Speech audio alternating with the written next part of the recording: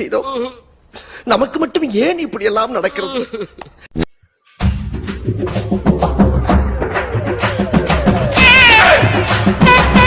மோசமான ஆள். நாங்க ரொம்ப கேவலமான ஆளு. கேவலமான ஆள்னா எந்த லெவலுக்கு இறங்கி அடிமட்ட வரைக்கும் போய் அலசுவோம்.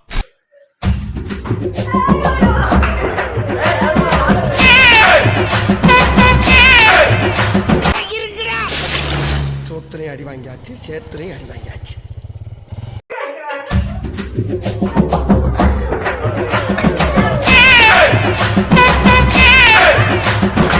சூனாப்பானா சுப்ரீம் கோர்ட்டே வந்தாலும் உன்னை ஒண்ணும் பண்ண முடியாதுடா.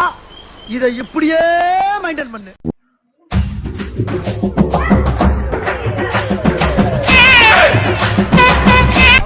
வர்றேன் பூரா மொத்தமா என்னையவே குறி வச்சு வந்தா நான் என்னடா பண்றது?